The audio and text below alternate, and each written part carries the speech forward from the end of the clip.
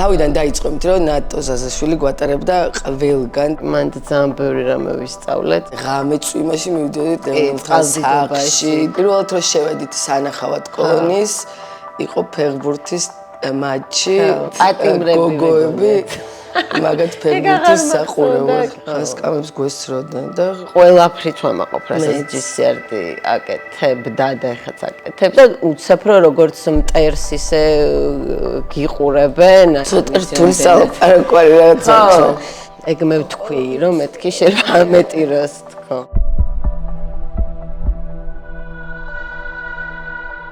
თავიდან დაიწყო იმით, რომ ნატო ზაზაშვილი გვატარებდა ყველგან და საკმაოდ ექსტრემალურად ღამე წვიმაში მივიდოდით ვიღაც დედოფალში და ის იწვა და ჩვენ რაღაც ჩვენ ყველას ვიწერდით ჩამწერები გქონდა კი ხო მე მუშაობდით ბავშვებთან იქ ზედა ოფისში ისინი რომ მოდიოდნენ და მე დავიწყეთ სიარული უკვე თბილისის ზღვაზე მაიასთან ერთად ეგ იყო ერთ-ერთი ყველაზე კაი პერიოდი. მან ძალიან ბევრი რამე ვისწავლეთ და თბილისის ზღვაზე სადაც არის 3 ანუ ყოფილ სასტუმროებში შესახლებული. მან დავდიოდით და ყოფილ საბავშვო ბაღის ტერიტორიაზე ვატარებდით ბავშვთა ჯგუფებსაც. ხო, მაშინ მაგას აკეთებდა GCRT დევნილებს ეხმარებოდა. მე უკვე დავიწყეთ მე და შენ იმას რა ქვია არასრულწლოვნების ძალიან პატარა იყო 22 წელი მაშინ დავამთავრეთ ინსტიტუტი და მახსოვს ზუსტად მახსოვს რომ 22 წლის ვიყავი და მაშინ დავიწყეთ შესვლა. პირველად რომ შევედით სანახავად კოლონიის, იყო ფეხბურთის მატჩი, არ ვიცი ვისე თამაშებოდნენ, არასრულწლოვანთა კოლონია ეთამაშებოდა ვიღაცას და ჩვენ რაღაც დამსწრებად ვიყავით და მაგის მერე დავიწყეთ სერვერი და იმათ ეგონათ რომ ჩვენ ქალთა არასრულწლოვანთა კოლონიიდან ვიყავით, მიწვეულები ვიყავით, პატიმრები გოგოები მაგათ ფეხბურთის საყურებლად. კი, მართალი. აღმოჩნდა რომ ფსიქოლოგები ხო. და მე დავდიოდით მან, ეგეც ძალიან მნიშვნელოვანი რა. ეგ ერთ-ერთი ყველაზე მნიშვნელოვანი. ხო, იმიტომ რომ ხო, ძალიან ნუ ის იყო რა გამოწვევა იყო ასაკის თვალსაზრისითაც და ნუ რასაც ხო, შიგნით ვაკეთებდით. ომი უნდა გაგეარა შიგნით რა ვიცი, საერთოდ იქ რო დარჩენილიყავი და გემუშავა ყველასთან დაწყებული პატიმრებით და თვითონ ამ ბავშვებთანაც სულ რაღაც შემოწმებას გავდიოდით და ხასკამებს გვესწროდნენ და მაინც ვჩებოდით და აი რაღაცა ის იყო და პლუს ადმინისტრაციასთან ხო საერთოდ. იქ იყვნენ ეგრეთ წოდებული რაღაც ფსიქიატრი, ფსიქოლოგი, რაღაც კამანდა, რომელიც გვეუბნებოდნენ რომ აქ მუშაობას აზრი არ აქვს და ასე. ხო, აზრი არ აქვს გვეუბნებოდნენ, ხო. მაგრამ ნუ მე ძალიან მაგარი რამე გავაკეთეთ, ექვიფი იყო ეგეთი პროგრამა, რომელიც გადმოვთარგმნეთ, აქაურობას მოვარგეთ, შევიტანეთ, დავატრენინგეთ, ძალიან ბევრი ვიმუშავეთ მაგაზე, ეს ექვიფი იყო ძალიან მაგარი რამე იყო ანუ არასრულწლოვნებისთვის, რომლებსაც ჰქონდათ ასე ვთქვათ ასოციალური თუ ქცევა მაგათთვის რაღაცა ყველა საჭირო უნარით აღჭურვავდა, რაც შემდეგ დაეხმარებოდა მოკლედ რესოციალიზაციაში და ასე შემდეგ. მაგაში ძალიან დიდი ჩავდეთ და მე როგორც დამთავრდა კი ვიცი. ხო, ეგ მოხდა აღდგენითი მართლმსაჯულების ნაწილი იყო. გარეთ ამ დროს მიმდინარეობდა დაიწყო განრიდების და მედიაციის პროგრამის დანერგვა. მთლიანი ის იყო რა, ერთი ყველაფერზე ერთად. ასევე ისიც უნდა ვთქვათ, რომ GCRT იყო პირველი, ვინც საერთოდ მედიატორების ამბავში ჩაერთო, ეგ ნატოს მეთაურობით და პირველი მედიატორები. ხო, ჩვენ ვიყავით პირველი მედიატორები და ხო, ამ მიმართულებას ძალიან ისე ვაწვებოდით.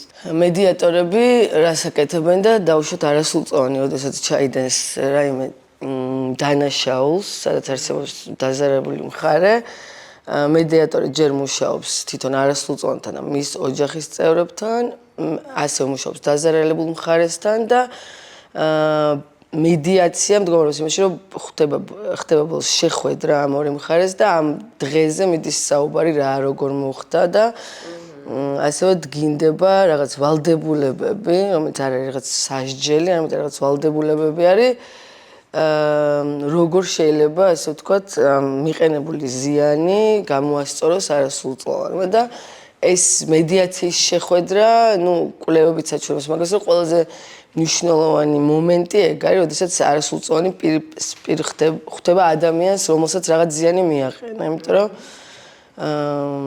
მანამდე არ აქვს აღქმა, რომ იქ რაღაც ვინმე ნამდვილი ადამიანია, რომელსაც მართლა რაღაც ზიანი მიაყენა. ამ სიამაყით ყველაფრით ვამაყობ, რასაც ჯისიარდი აკეთებდა და ეხაც აკეთებს, იმიტომ რომ ყოველთვის იყო იმ ადამიანების სადარაჯოზე, რომელსაც ყველაზე მეტად უჭირდათ. სულ ერთი არ საიდან იყო ეგ, ვთქვათ, ომი დაზარალებულები თუ სახელმწიფო სტრუქტურებში რაღაცა ასე ვთქვათ, არაჰუმანური რაღაც გამოცდილების მქონე ადამიანები, ოჯახის ძალადობის მსხვერპლები, სექსუალური ძალადობის მსხვერპლები, ბავშვები და ასევე რაც იყო ერთ-ერთი ყველაზე მნიშვნელოვანი, რასაც ჯისერტი აკეთებდა, რაც ძალიან საამაყო შეიძლება იყოს არის, რომ ასე ვთქვათ, ცოდნის გაზიარებას აკეთებდა, გამოცდილების გაზიარებას აკეთებდა, მოსამართლეები იქნებოდნენ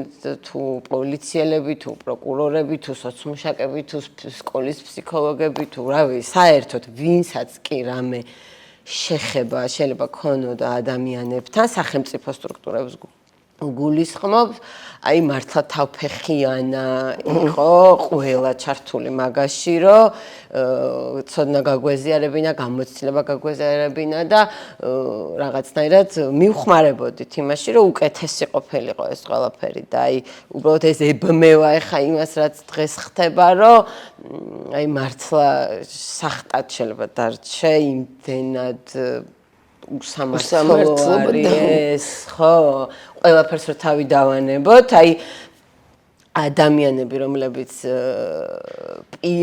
პირდაპირ ჩვენგან, იმიტომ კი არა რომ რაღაცა, მაგრამ მართლა ჩვენგან იციან ძალიან ბევრი რამე, რითიც ეხლა ვთქვათ, ხელმძღვანელობენ თუ რაც არის და უცებ რომ როგორც მტერს ისე გიყურებენ, აი დაუჯერებლად კინეული შეიძლება იყოს რა. ეგ მე ვთქვი, რომ მეთქი შეიძლება მეტიროს, ხო. თავიდან ძალიან რთული იყო, ძალიან გადავხტები უკან, მაგრამ მახსოვს, რომ აქ რო დავიწყეთ მუშაობა, ჯერ როგორც მოხერხებდა და ეს რომ ნახეთ ყველაფერი და მდევნილებთან სახლში დავდიოდით და საერთოდ რა ხდებოდა, მე და ეს ძალიან თუდად ვიყავით, ჩვენ მეგობრებზე, მაგარი გაღიზიანებულები ვიყავით ყველაზე, რომ ცხოვრობენ თუ რაღაცა და ცხოვრობენ კი არა, ხო, აი რაღაცა ეგ პატარა ის იყო, რომ აი რაზე წუწუნებს საერთოდ ადამიანები რა დღეს თუ რაღაცა, მაგრამ ეგეთ აი მაგის დარეგულირებაში ნატაშკამ მოხმარა ძალიან რა, რომ მიხვდე, რომ ანუ არ უნდა შეადარო ეს არა და ყველას თავის პრობლემა. ხო და ეს არის და ახლა 25 წლის რო ხდება, ხო თან ძალიან საზეიმო არის, უბრალოდ ძალიან დასანანია, რომ აი ამ ვითარებაში ხდება, მაგრამ მე მაინც ისე ვიმეორებ, რომ მჯერა რომ გავარღვევთ ამას რაღაცნაირად, ხო. იმიტომ რომ ესეთი უსამართლობა ვერ არსებობს ხო,